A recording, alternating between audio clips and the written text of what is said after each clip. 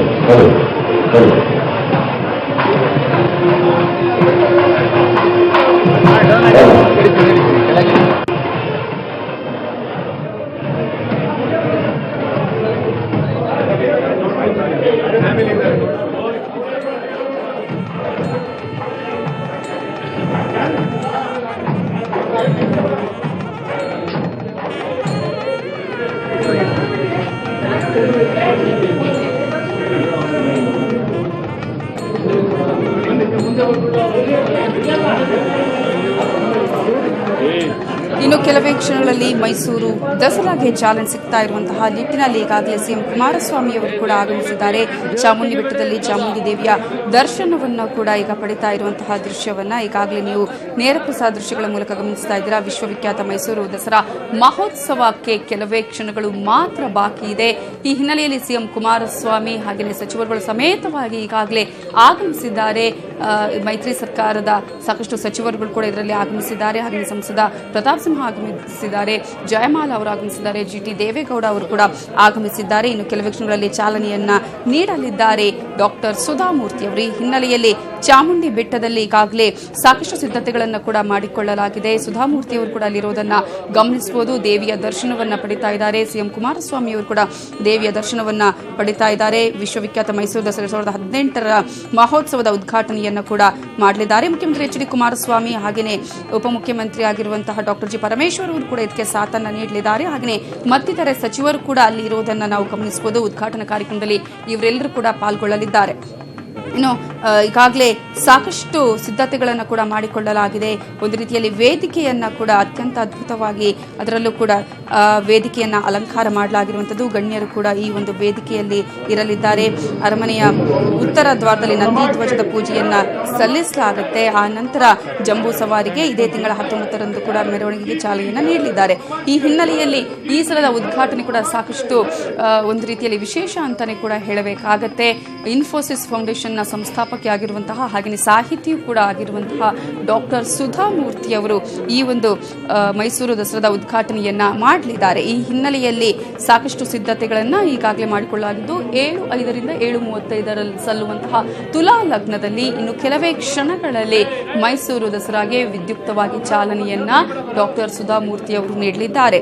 ಈಗಾಗಲೇ 7 ಗಂಟೆಯ ಸುಮಾರಿಗೆನೇ ಕುಟುಂಬ ಸಮೇತರಾಗಿ ಡಾಕ್ಟರ್ ಸುಧಾಮೂರ್ತಿ ಅವರು ಚಾಮುಂಡಿ ಬೆಟ್ಟಕ್ಕೆ ಆಗಮಿಸಿ ಪೂಜೆಯನ್ನು ಕೂಡ ನೆರವೇರಿಸಿದರು. ಈಗಾಗಲೇ ಸಿಎಂ ಕುಮಾರಸ್ವಾಮಿ ಅವರು ತಮ್ಮ ಸರ್ಕಾರದ ಸಚಿವರುಗಳ ಸಮೇತವಾಗಿ ಆಗಮಿಸಿರುವಂತಹ ದೃಶ್ಯಗಳನ್ನು ಕೂಡ ನೀವೀಗಾಗಲೇ ಗಮನಿಸ್ತಾ ಇದ್ದೀರಾ. ಇನ್ನು ಕೆಲವೇ ಕ್ಷಣಗಳಲ್ಲಿ ಉದ್ಘಾಟನೆ ಕೂಡ ನೆರವೇರಿದೆ. ಅನೇಕ ಕಾರ್ಯಕ್ರಮಗಳು ಕೂಡ ಇವತ್ತಿನಿಂದ ಆರಂಭ ಆಗಲಿದೆ.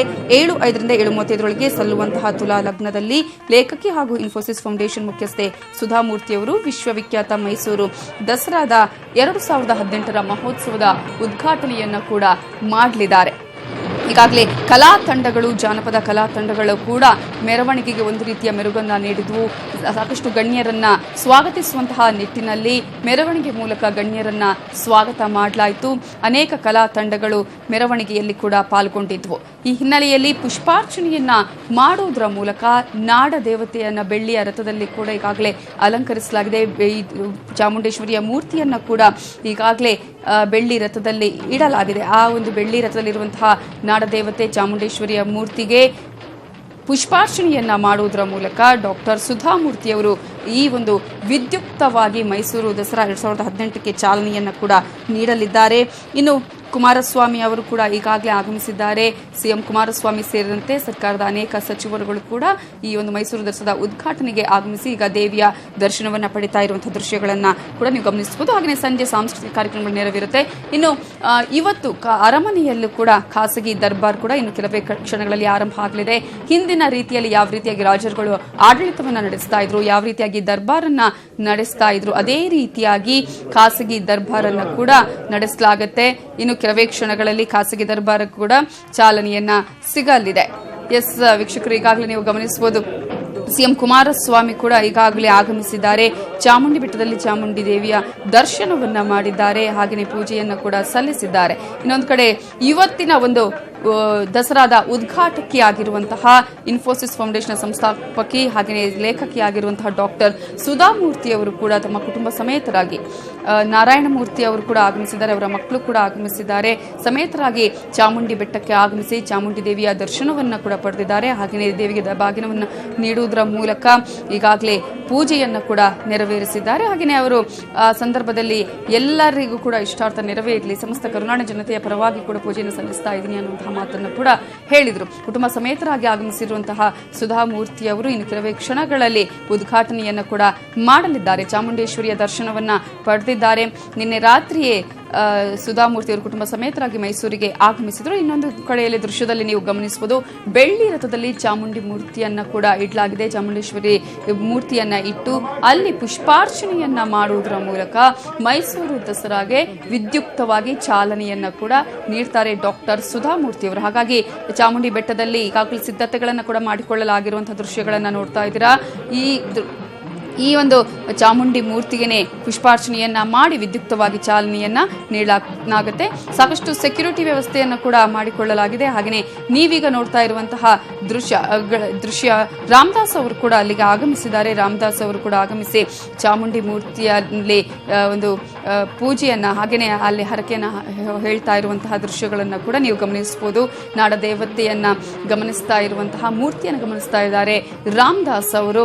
ಹಾಗೆಯೇ ಇದೇ ವೇದಿಕೆಯಲ್ಲಿ ಈಗ ಮೈಸೂರು ದಸರಾಗೆ ಒಂದು ವಿದ್ಯುಕ್ತವಾದ ಚಾಲನೆಯನ್ನ ಕೂಡ ನೀಡಲಿದ್ದಾರೆ ಡಾಕ್ಟರ್ ಸುಧಾಮೂರ್ತಿ ಅವರು. ಅದಕ್ಕೆ ಈಗಾಗಲೇ ಸಿದ್ಧತೆಗಳನ್ನು ಕೂಡ ಮಾಡಿಕೊಳ್ಳಲಾಗ್ತಾ ಇರುವಂತಹ ದೃಶ್ಯವನ್ನು ಗಮನಿಸ್ತಾ ಇದ್ದೀರಾ. ಈ ಒಂದು ವೇದಿಕೆಯಲ್ಲೇ ಈಗಾಗಲೇ ಎಲ್ಲಾ ಗಣ್ಯರು ಕೂಡ ಅವರಿಗೆ ಜೊತೆಯನ್ನ ನೀಡಲಿದ್ದಾರೆ. ಡಾಕ್ಟರ್ ಸುಧಾಮೂರ್ತಿ ಅವರಿಗೆ ಎಲ್ಲಾ ರೀತಿಯ ಸಿದ್ಧತೆಗಳು ಕೂಡ ಆಗಿದೆ. ಆ ಒಂದು ದೃಶ್ಯಗಳನ್ನು ಕೂಡ ನಾವು ಗಮನಿಸಬಹುದು. ಹಾಗೆಯೇ ಸಾಕಷ್ಟು ಗಣ್ಯರು ಕೂಡ ಆಗಮಿಸಿದ್ದಾರೆ. ದೇಶ ವಿದೇಶದಿಂದ ಸಾಕಷ್ಟು ಪ್ರವಾಸಿಗರು ಕೂಡ ಇಲ್ಲಿಗೆ ಆಗಮಿಸ್ತಾ ಇರುವಂತಹ ನಿಟ್ಟಿನಲ್ಲಿ ಹೈ ಸೆಕ್ಯೂರಿಟಿ ವ್ಯವಸ್ಥೆಯನ್ನ ಕೂಡ ಮಾಡಲಾಗಿದೆ. ಪೊಲೀಸರನ್ನ ನಿಯೋಜನೆ ಮಾಡಲಾಗಿದೆ. ಈಗಾಗಲೇ ನಾನು ಹೇಳಿದ ಹಾಗೆ ಅನೇಕ ದೇಶಗಳಿಂದ ಕೂಡ ಬೇರೆ ಬೇರೆ ದೇಶಗಳಿಂದ ಪ್ರವಾಸಿಗರು ಆಗಮಿಸುತ್ತಾರೆ. ಹಾಗೆಯೇ ಈಗ ಇನ್ನು ಕೆಲವೇ ಕ್ಷಣಗಳಲ್ಲಿ ಈಗ ಉದ್ಘಾಟನೆ ಕೂಡ ನೆರವೇರಲಿದೆ. ವೀಕ್ಷಕರೇ, ಈಗಾಗಲೇ ಡಾಕ್ಟರ್ ಸುಧಾಮೂರ್ತಿ ಅವರು ಕೂಡ ವೇದಿಕೆಯ ಕಡೆಗೆ ಬರ್ತಾ ಇರುವಂತಹ ದೃಶ್ಯಗಳನ್ನು ನಾವು ಗಮನಿಸಬಹುದು. ಬೆಳ್ಳಿ ರಥದಲ್ಲಿ ಇಟ್ಟಿರುವಂತಹ ನಾಡದೇವತೆ, ನಾಡ ಅಧಿದೇವತೆ ಚಾಮುಂಡೇಶ್ವರಿಯ ಒಂದು ಮೂರ್ತಿಗೆ ಈಗ ಪುಷ್ಪಾರ್ಚನೆಯನ್ನ ಡಾಕ್ಟರ್ ಸುಧಾಮೂರ್ತಿ ಅವರು ಮಾಡುವುದರ ಮೂಲಕ ಈಗ ಅಧಿಕೃತವಾಗಿ ಮೈಸೂರು ದಸರಾದ ಉದ್ಘಾಟನೆ ನೆರವೇರಲಿದೆ. ಸಿಎಂ ಕುಮಾರಸ್ವಾಮಿ ಅವರು ಕೂಡ ಆಗಮಿಸ್ತಾ ಇರುವಂತಹ ದೃಶ್ಯಗಳನ್ನು ಗಮನಿಸ್ತಾ ಇದ್ದೀರಾ. ಹಾಗೆಯೇ ಡಾಕ್ಟರ್ ಸುಧಾಮೂರ್ತಿ ಅವರು ಕೂಡ ಆಗಮಿಸಿದ್ದಾರೆ. 7:35 ಒಳಗಡೆ ಸಲ್ಲುವ ತುಲಾ ಲಗ್ನದಲ್ಲಿ ಚಾಲನೆ ಸಿಗಲಿದೆ.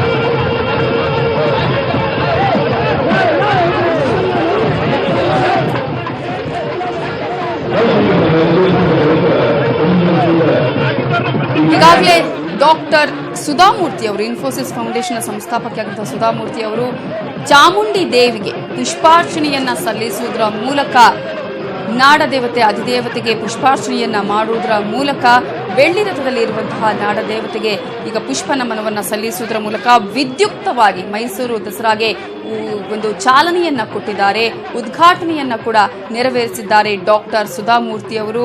ಅವರಿಗೆ ಸಿಎಂ ಕುಮಾರಸ್ವಾಮಿ ಆಗಿರಬಹುದು, ಹಾಗೆ ಸರ್ಕಾರದ ಸಚಿವರುಗಳು ಸಂಸದರು ಕೂಡ ಈಗಾಗಲೇ ಜೊತೆಯಾಗಿರುವುದನ್ನು ಗಮನಿಸಬಹುದು. ಈಗಾಗಲೇ 7:05 7:35 ಸಲ್ಲುವಂತಹ ತುಲಾ ಲಗ್ನದಲ್ಲಿ ಮೈಸೂರು ದಸರಾದ ಉದ್ಘಾಟನೆ ಅಧಿಕೃತವಾಗಿ ನೆರವೇರಿದೆ. 2018 ಮೈಸೂರು ಉದ್ಘಾಟನೆಯನ್ನ ಸುಧಾಮೂರ್ತಿ ಅವರು ಪುಷ್ಪಾರ್ಚನೆಯನ್ನ ಮಾಡುವುದರ ಮೂಲಕ ಆರಂಭ ಮಾಡಿದ್ದಾರೆ. ವಿದ್ಯುಕ್ತವಾಗಿ ಚಾಲನೆಯನ್ನ ಕೂಡ ನೀಡಿರುವಂತಹ ದೃಶ್ಯಗಳನ್ನ ನೀವು ಗಮನಿಸ್ತಾ ಇದ್ದೀರಾ. ಅವರಿಗೆ ಜಯಮಾಲಾ ಅವರು ಕೂಡ ಜೊತೆಯಾಗಿರೋದನ್ನ ನಾವು ಗಮನಿಸಬಹುದು. ಇನ್ನು ಕೆಲವೇ ಕ್ಷಣಗಳಲ್ಲಿ ದೀಪವನ್ನ ಬೆಳಗಿಸುವುದರ ಮೂಲಕ ಕೂಡ ಕಾರ್ಯಕ್ರಮಕ್ಕೆ ಚಾಲನೆಯನ್ನ ನೀಡಲಾಗಿರುವಂತಹ ದೃಶ್ಯಗಳನ್ನ ಗಮನಿಸಬಹುದು. ಸುಧಾಮೂರ್ತಿ ಅವರು ಈಗಾಗಲೇ ವಿದ್ಯುಕ್ತವಾಗಿ ಚಾಲನೆಯನ್ನ ನೀಡಿದ್ದಾರೆ ಮೈಸೂರು ದಸರಾಗೆ. ಸಾಹಿತಿ ಹಾಗೆ ಇನ್ಫೋಸಿಸ್ ಫೌಂಡೇಶನ್ ಮುಖ್ಯಸ್ಥೆ ಮಹಿಳೆಯಾಗಿ ಈ ಸಲದ ಒಂದು ಉದ್ಘಾಟನೆಯನ್ನ ಮಾಡಿರೋದು ವಿಶೇಷ. ಇಡೀ ಒಂದು ಸರ್ಕಾರದ ಅನೇಕ ಸಚಿವರುಗಳು ಕೂಡ ಆಗಮಿಸಿದ್ದಾರೆ. ದೀಪವನ್ನು ಬೆಳಗುವುದರ ಮೂಲಕ ಸಿಎಂ ಕುಮಾರಸ್ವಾಮಿ ಅವರು ಕೂಡ ವಿದ್ಯುಕ್ತವಾಗಿ ಈಗಾಗಲೇ ಮೈಸೂರು ದಸರಾಗೆ ಚಾಲನೆಯನ್ನ ನೀಡಿರುವಂತಹ ದೃಶ್ಯಗಳನ್ನು ಗಮನಿಸ್ತಾ ಇದ್ದೀರಾ. ಬೆಳ್ಳಿ ರಥದಲ್ಲಿ ಚಾಮುಂಡಿ ದೇವಿಯ ಮೂರ್ತಿಯನ್ನ ಇಡಲಾಗಿದೆ. ಪುಷ್ಪಾರ್ಚನೆಯನ್ನ ಮಾಡುವುದರ ಮೂಲಕ ದೀಪವನ್ನು ಬೆಳಗಿಸುವುದರ ಮೂಲಕ ಈಗ ವಿದ್ಯುಕ್ತವಾಗಿ ಚಾಲನೆ ಸಿಕ್ಕಿದೆ 2018 ಮೈಸೂರು ದಸರಾಗೆ. ಈಗಾಗಲೇ ಸಾಕಷ್ಟು ಕಾರ್ಯಕ್ರಮಗಳು ಕೂಡ ಇದೆ. ಸಾಕಷ್ಟು ಕಾರ್ಯಕ್ರಮಗಳಲ್ಲಿ ಖಾಸಗಿ ದರ್ಬಾರ್ ಕೂಡ ಅರಮನೆಯಲ್ಲಿ ನೆರವೇರ್ತಾ ಇದ್ದಾರೆ. ಅದಕ್ಕಿಂತ ಮೊದಲು ಅನೇಕ ಕಾರ್ಯಕ್ರಮಗಳು ಕೂಡ ಇದೇ ವೇದಿಕೆಯಲ್ಲಿ ನೆರವೇರಿದೆ. ಹಾಗೆಯೇ ಉದ್ಘಾಟಕರ ಮಾತನ್ನು ಕೂಡ ಕೇಳಬಹುದು. ಉದ್ಘಾಟಕಿ ಆಗಿರುವಂತಹ ಡಾಕ್ಟರ್ ಸುಧಾಮೂರ್ತಿ ಅವರ ಭಾಷಣ ಕೂಡ ಅಥವಾ ಮಾತು ಕೂಡ ಇಲ್ಲಿ ಇರುತ್ತೆ. ಇನ್ನು ಕೆಲವೇ ಕ್ಷಣಗಳಲ್ಲಿ ಅವರ ಭಾಷಣವನ್ನು ಕೂಡ ನಾವು ಕೇಳಬಹುದು.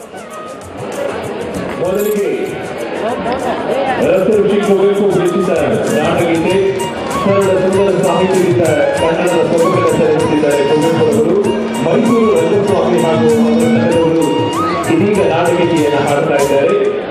ದಯವಿಟ್ಟು ಎಲ್ಲರೂ ಎದುರಿಸಿ ಗೌರವವನ್ನ ಸಲ್ಲಿಸಬೇಕಾಗಿ ಪ್ರಾರ್ಥನೆ. ಇದೀಗ ನಾಡಗೀತೆ.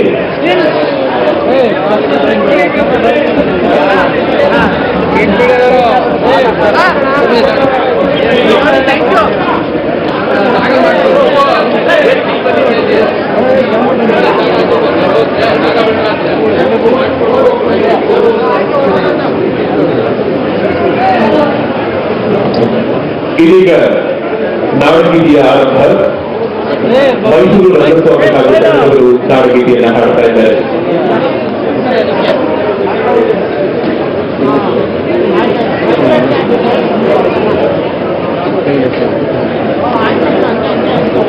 ಮೊಬೈಲ್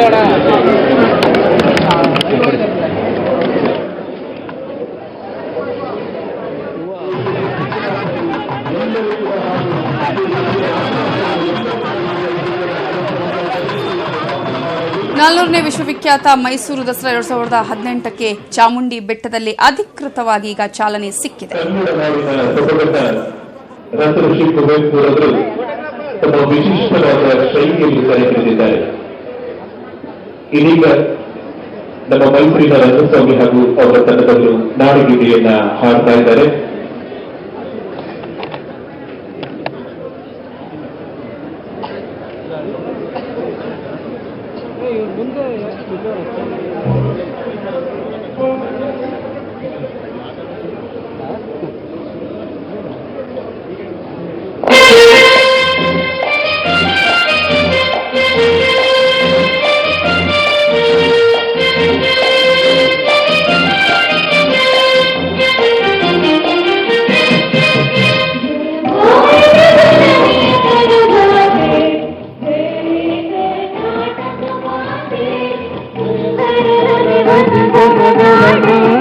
जय हे रसऋषि जय भारत जननीय तनु जाते जय हे कर्नाटक माते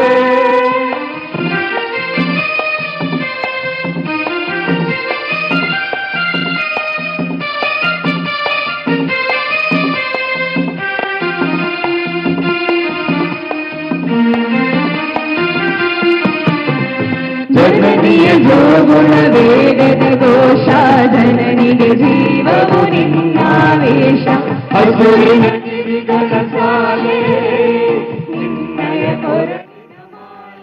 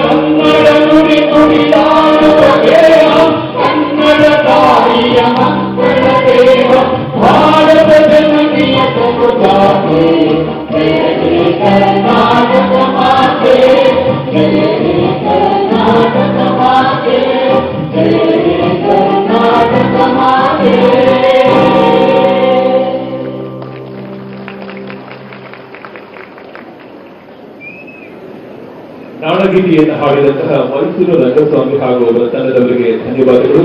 ಬಂಧುಗಳೇ, ವೇದಿಕೆಯನ್ನ ಅಲಂಕರಿಸಿರುವ ಎಲ್ಲ ಗಣ್ಯರಿಗೂ ಹಾಗೂ ಕಾರ್ಯಕ್ರಮಕ್ಕೆ ಸಾಕ್ಷಿಯಾಗಲು ಬಂದಿರುವ ನಿಮ್ಮೆಲ್ಲರಿಗೂ ಪ್ರೀತಿಪೂರ್ವಕ ಸುಸ್ವಾಗತವನ್ನು.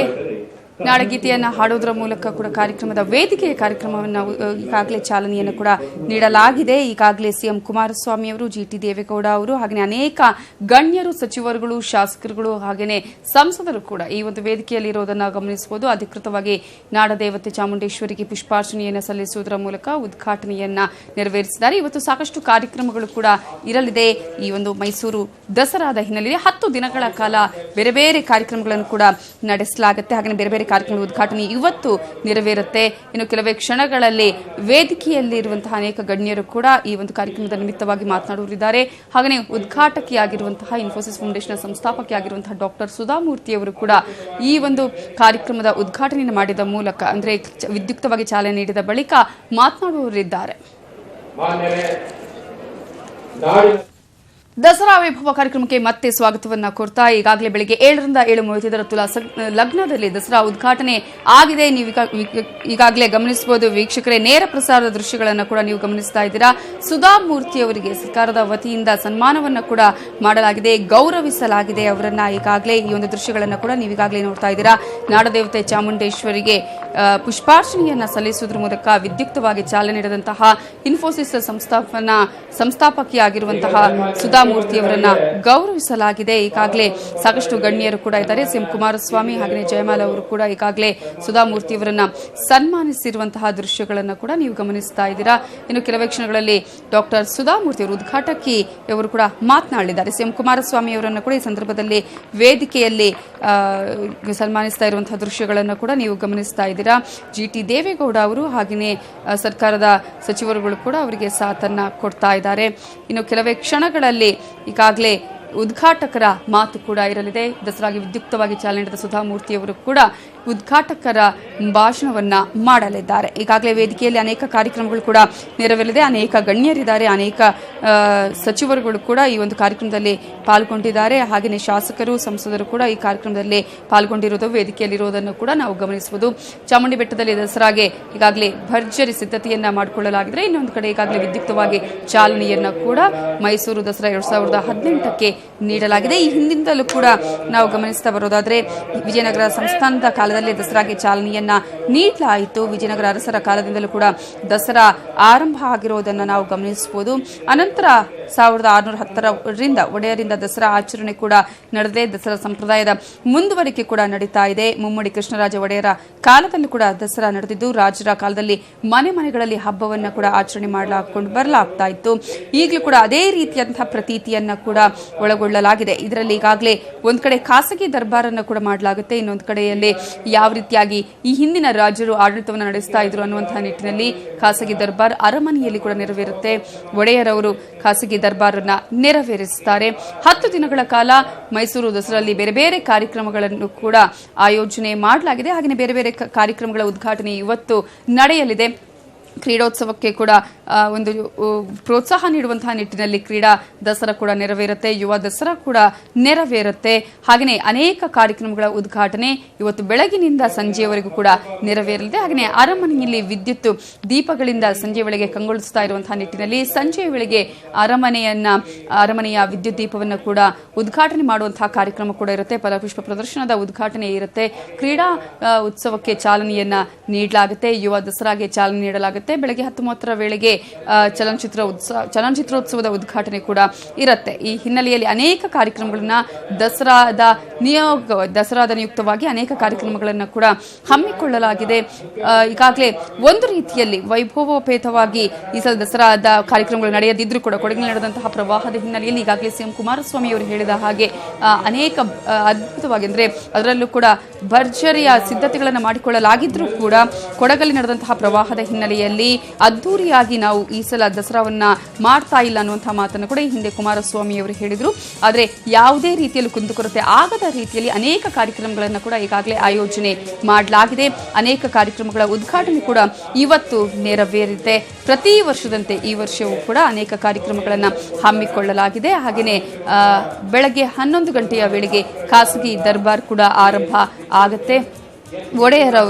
ಯದುವೀರ ಒಡೆಯರವರು ಈ ಒಂದು ಖಾಸಗಿ ದರ್ಬಾರ್ ಯಾವ ರೀತಿಯಾಗಿ ಹಿಂದೆ ನಡೆದಿತ್ತು ಅದೇ ರೀತಿಯಾದಂತಹ ಖಾಸಗಿ ದರ್ಬಾರನ್ನು ಕೂಡ ನೆರವೇರಿಸುತ್ತಾರೆ. ಡಾಕ್ಟರ್ ಸುಧಾಮೂರ್ತಿ ಅವರು ಜಯಮಾಲಾ ಅವರಿಗೆ ಗೌರವಿಸ್ತಾ ಇರುವಂತಹ ದೃಶ್ಯಗಳನ್ನು ಕೂಡ ನೀವು ಈಗಾಗಲೇ ನೋಡ್ತಾ ಇದ್ದೀರಾ. ಹಾಗೆಯೇ ಈ ಒಂದು ಸರ್ಕಾರದ ಅನೇಕ ಸಚಿವರುಗಳು ಕೂಡ ಇವತ್ತಿನ ಮೈಸೂರು ದಸರಾಗೆ ಆಗಮಿಸಿದ್ದಾರೆ. ಉದ್ಘಾಟನಾ ಕಾರ್ಯಕ್ರಮದಲ್ಲಿ ಪಾಲ್ಗೊಂಡಿರುವಂತಹ ದೃಶ್ಯಗಳನ್ನು ಕೂಡ ನೀವು ಈಗಾಗಲೇ ಗಮನಿಸ್ತಾ ಇದ್ದೀರಾ. ಇನ್ನು ಮೈಸೂರು ಈಗಾಗಲೇ ಮಧುವಣಗಿತ್ತಿಯಂತೆ ಸಿಂಗಾರಗೊಂಡಿದೆ. ಮೈಸೂರು ದಸರಾವನ್ನ ಕಣ್ತುಂಬಿಕೊಳ್ಳುವುದಕ್ಕೆ ದೇಶ ವಿದೇಶದಿಂದ ಸಾಕಷ್ಟು ಪ್ರವಾಸಿಗರು ಕೂಡ ಆಗಮಿಸುತ್ತಾರೆ. ಜಂಬೂ ಸವಾರಿಯದ್ದು ಮತ್ತೊಂದು ದೃಶ್ಯ ವೈಭವ ಅಂತಾನೆ ನಾವು ಹೇಳಬೇಕಾಗತ್ತೆ. 19ಕ್ಕೆ ಜಂಬೂ ಸವಾರಿ ಕೂಡ ನೆರವೇರಲಿದೆ. ಅದಕ್ಕಿಂತ ಹಿಂದಿನ 10 ದಿನಗಳ ಕಾಲ ಸಾಕಷ್ಟು ಕಾರ್ಯಕ್ರಮಗಳು ಕೂಡ ಮೈಸೂರು ದಸರಾದಲ್ಲಿ ಇರಲಿದ್ದು ಈ ಸಲದ ಮೈಸೂರು ದಸರಾದ ಚಾಲನೆಯನ್ನ ಮಾಡಿದ್ದಾರೆ.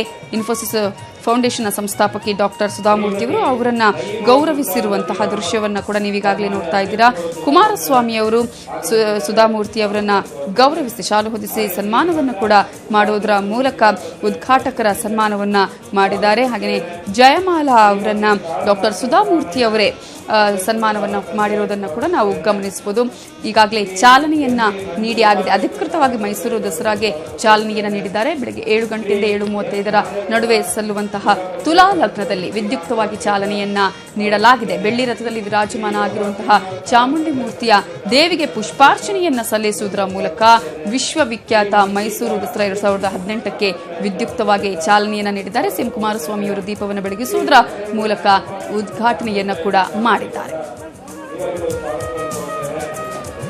ಹಾಗೆ ಆಗಮಿಸಿರುವಂತಹ ಶ್ರೀಮತಿ ಕಲ್ಪನಾ ಅಪರ ಮುಖ್ಯ ಕಾರ್ಯದರ್ಶಿ ಹಾಗೂ ಜಿಲ್ಲಾ ಉಸ್ತುವಾರಿ ಕಾರ್ಯದರ್ಶಿಯವರಿಗೆ ಸ್ವಾಗತಿಸುತ್ತೇನೆ. ಶ್ರೀ ರಜನೀಶ್ ಗೋಯಲ್ ಅವರು ಅಪರ ಮುಖ್ಯ ಕಾರ್ಯದರ್ಶಿಯವರು, ಅವರು ಇವತ್ತು ಕಾರ್ಯಕ್ರಮಕ್ಕೆ ಆಗಮಿಸಿದ್ದಾರೆ. ಅವರಿಗೂ ಸ್ವಾಗತವನ್ನು ಕೋರುತ್ತೇನೆ. ಹಾಗೆ ಇವತ್ತಿನ ಈ ಕಾರ್ಯಕ್ರಮ ಮೈಸೂರು ದಸರಾ ಮಹೋತ್ಸವದ ವಿಶೇಷ ಅಧಿಕಾರಿಗಳು, ಜಿಲ್ಲಾಧಿಕಾರಿಗಳು ಆದಂತಹ ಶ್ರೀ ಅಭಿರಾಮ್ ಸಿ ಶಂಕರ್ ಅವರ ನೇತೃತ್ವದಲ್ಲಿ ಎಲ್ಲ ಆಗಮಿಸಿರುವಂತಹ ಎಲ್ಲ ಹಿರಿಯ ಅಧಿಕಾರಿಗಳಿಗೆ, ಸಕ್ರಿಯವಾಗಿ ಪಾಲ್ಗೊಂಡಿರುವಂತಹ ಎಲ್ಲ ಅಧಿಕಾರಿ ವರ್ಗದವರಿಗೆ ಸ್ವಾಗತವನ್ನು ಕೋರ್ತೇನೆ. ಹಾಗೆ ಇವತ್ತು ಇಲ್ಲಿ ಅಧಿಕ ಸಂಖ್ಯೆಯಲ್ಲಿ ಎಷ್ಟು ಬೆಳಗಿನ ವೇಳೆಯಲ್ಲಿ ನಾಡಿನ ಅನೇಕ ಗಣ್ಯರು ತಾವೆಲ್ಲ ಆಗಮಿಸಿ ಈ ಕಾರ್ಯಕ್ರಮಕ್ಕೆ ನೆರವನ್ನು ತಂದಿದ್ದಾರೆ. ತಮಗೆ ಅನೇಕ ಸ್ವಾಗತಗಳನ್ನು ನಾನು ಕೋರ್ತಾ ಇದ್ದೇನೆ. ಹಾಗೆ ಇಡೀ ಉತ್ಸವಕ್ಕೆ ನಿರಂತರವಾಗಿ ಪ್ರಚಾರ ನೀಡುತ್ತಾ ಜಗತ್ತಿನಾದ್ಯಂತ ಮೈಸೂರು ದಸರಾ ಉತ್ಸವಕ್ಕೆ ವಿಶೇಷ ಮೆರುಗನ್ನು ನೀಡುತ್ತಿರುವಂತಹ ಎಲ್ಲ ಪತ್ರಿಕಾ ಮಾಧ್ಯಮದ, ದೂರದರ್ಶನ ಮತ್ತು ಆಕಾಶವಾಣಿ ಮಾಧ್ಯಮದ ಪ್ರತಿನಿಧಿಗಳಿಗೂ ಸಹ ನಾನು ಆತ್ಮೀಯವಾಗಿ ಸ್ವಾಗತವನ್ನು ಕೋರುತ್ತೇನೆ. ಹಾಗೆ ಉದ್ಘಾಟನೆ ಕೂಡ ನೆರವೇರಿದೆ. ಸುಧಾಮೂರ್ತಿ ಅವರು ಚಾಲನೆಯನ್ನ ಕೊಟ್ಟಿದ್ದಾರೆ. ಚಾಮುಂಡಿ ದೇವಿಗೆ ಪುಷ್ಪಾರ್ಚನೆಯನ್ನ ಮಾಡುವುದರ ಮೂಲಕ ಈಗ ವಿದ್ಯುಕ್ತವಾಗಿ ಅಧಿಕೃತವಾಗಿ ಮೈಸೂರು ದಸರಾ 2018ಕ್ಕೆ ಚಾಲನೆ ಸಿಕ್ಕಿದೆ. ಅನೇಕ ಕಾರ್ಯಕ್ರಮಗಳು ಕೂಡ ಈಗಾಗಲೇ ವೇದಿಕೆಯಲ್ಲಿ ನೆರವೇರ್ತಾ ಇರುವುದನ್ನು ನಾವು ಗಮನಿಸಬಹುದು. ಹಾಗೆಯೇ ಅನೇಕ ಸಾಂಸ್ಕೃತಿಕ ಕಾರ್ಯಕ್ರಮಗಳು ಕೂಡ ಸಂಜೆಯ ವೇಳೆಗೆ ನೆರವೇರಲಿದೆ. ಇನ್ನು ಕಾರ್ಯಕ್ರಮಗಳಿಗೆ ಸಿಎಂ ಎಚ್.ಡಿ. ಕುಮಾರಸ್ವಾಮಿಯವರು ಚಾಲನೆಯನ್ನ ಕೊಡಲಿದ್ದಾರೆ. ಆದರೆ ಈಗ ಮೈಸೂರು ದಸರಾಗೆ ಅಧಿಕೃತವಾಗಿ ಚಾಲನೆಯನ್ನ ಕೊಟ್ಟಿದ್ದಾರೆ. ಡಾಕ್ಟರ್ ಸುಧಾಮೂರ್ತಿಯವರು ಬೆಳ್ಳಿ ರಥದಲ್ಲಿ ಕೂರಿಸಿರುವಂತಹ ವೈಭವವಾಗಿ ಕಾಣಿಸ್ತಾ ಇರುವಂತಹ ನಾಡದೇವತೆ ಅಧಿದೇವತೆ ಚಾಮುಂಡಿ ಮೂರ್ತಿಗೆ ಈಗಾಗಲೇ ಪುಷ್ಪಾರ್ಚನೆಯನ್ನ ಮಾಡುವುದರ ಮೂಲಕ ಡಾಕ್ಟರ್ ಸುಧಾಮೂರ್ತಿಯವರು ಅಧಿಕೃತವಾಗಿ ಚಾಲನೆಯನ್ನ ನೀಡಿದ್ದಾರೆ. ಹಾಗೆಯೇ ದೀಪವನ್ನು ಬೆಳಗಿಸುವುದರ ಮೂಲಕ ಕುಮಾರಸ್ವಾಮಿ ಅವರು ಕೂಡ ಉದ್ಘಾಟನೆಯನ್ನ ಮಾಡಿದ್ದಾರೆ. ಸರ್ಕಾರದ ಅನೇಕ ಸಚಿವರುಗಳು ಕೂಡ, ರಾಜ್ಯದ ಅನೇಕ ಸಚಿವರುಗಳು ಕೂಡ ಈ ಒಂದು ಕಾರ್ಯಕ್ರಮದಲ್ಲಿ ಪಾಲ್ಗೊಂಡಿದ್ದಾರೆ. ಚಾಮುಂಡಿ ಬೆಟ್ಟದಲ್ಲಿ ಇರುವಂತಹ ವೇದಿಕೆಯಲ್ಲಿ ಅನೇಕ ಕಾರ್ಯಕ್ರಮಗಳು ಕೂಡ ಈಗ ನೆರವೇರ್ತಾ ಇರುವುದನ್ನು ನಾವು ಗಮನಿಸಬಹುದು. ಹಾಗೆಯೇ ಇವತ್ತಿನಿಂದ 10 ದಿನಗಳ ಕಾಲ ಅನೇಕ ಕಾರ್ಯಕ್ರಮಗಳು ಕೂಡ ಮೈಸೂರು ದಸರಾದ ಪ್ರಯುಕ್ತ ನೆರವೇರಲಿದೆ. ಈ ಹಿನ್ನೆಲೆಯಲ್ಲಿ ಬೇರೆ ಬೇರೆ ಕಾರ್ಯಕ್ರಮಗಳಿಗೆ ಇವತ್ತು ಉದ್ಘಾಟನೆ ಕೂಡ ನೆರವೇರಲಿದೆ. ಇವತ್ತು ಮೊದಲ ದಿನ ಕಳಸವನ್ನ ಬೆಳಗುವಂತಹ ಕಾರ್ಯಕ್ರಮ ಕೂಡ ಇರುತ್ತೆ. ಇನ್ನು 2ನೇ ದಿನ ಲಕ್ಷ್ಮೀ ಪೂಜೆಯನ್ನ ನೆರವೇರಿಸಲಾಗುತ್ತೆ. ಮಹಿಷಾಸುರನ ಮರ್ದನಿಗೆ ಪೂಜೆಯನ್ನ ಮಾಡಲಾಗುತ್ತೆ. 3ನೇ ದಿನ ತ್ರಿರಾತ್ರೋತ್ಸವ ಆಚರಣೆ ಇರುತ್ತೆ. ವೆಂಕಟೇಶ್ವರನ ಪೂಜೆ ಇರುತ್ತೆ. ಸಿಂಹವಾಹನ ಚಾಮುಂಡಿ ಪೂಜೆ 4ನೇ ದಿನ ನೆರವೇರಿದ್ರೆ ದುಮ್ರಾಹ ರೂಪದ ದೇವಿ ಪೂಜೆಗೆ 5ನೇ ದಿನ ಇರುತ್ತೆ. ಹಾಗೆಯೇ 6ನೇ ದಿನ ಧನಲಕ್ಷ್ಮಿ ರೂಪದ ದೇವಿಗೆ ಪೂಜೆಯನ್ನ ಸಲ್ಲಿಸಲಾಗುತ್ತೆ. ಸರಸ್ವತಿ ರೂಪದ ದೇವಿಗೆ 7ನೇ ದಿನ ಪೂಜೆಯನ್ನು ಸಲ್ಲಿಸಿದ್ರೆ 8ನೇ ದಿನ ದುರ್ಗಾದೇವಿಗೆ ಪೂಜೆಯನ್ನು ಸಲ್ಲಿಸಲಾಗುತ್ತೆ. 9ನೇ ದಿನ ಆಯುಧ ಪೂಜೆ, 10ನೇ ದಿನ ವಿಜಯದಶಮಿಯ ಆಚರಣೆ ಇರುತ್ತೆ. ಈ ಹಿನ್ನೆಲೆಯಲ್ಲಿ 10 ದಿನಗಳ ಕಾಲ ಮೈಸೂರು ದಸರಾದಲ್ಲಿ ಅನೇಕ ಕಾರ್ಯಕ್ರಮಗಳು ಕೂಡ ನೆರವೇರುತ್ತೆ. ಈಗಾಗಲೇ ಮೈಸೂರು ಒಂದು ರೀತಿಯಲ್ಲಿ ಮಧುವಣಗಿತ್ತಿಯಂತೆ ಸಿಂಗಾರಗೊಂಡಿದೆ. ಬೇರೆ ಬೇರೆ ದೇಶದ ಪ್ರವಾಸಿಗರು ಕೂಡ ಆಗಮಿಸುತ್ತಾರೆ. ಈಗಾಗಲೇ ಸುಧಾಮೂರ್ತಿ ಅವರು ಮೈಸೂರು ದಸರಾ ಉದ್ಘಾಟಕರಾಗಿ ಮಾತನಾಡಲಿದ್ದಾರೆ.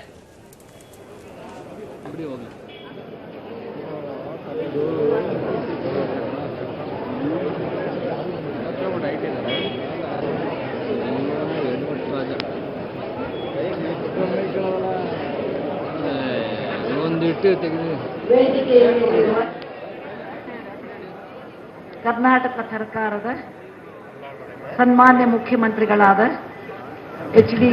ಕುಮಾರಸ್ವಾಮಿ ಅವರೇ,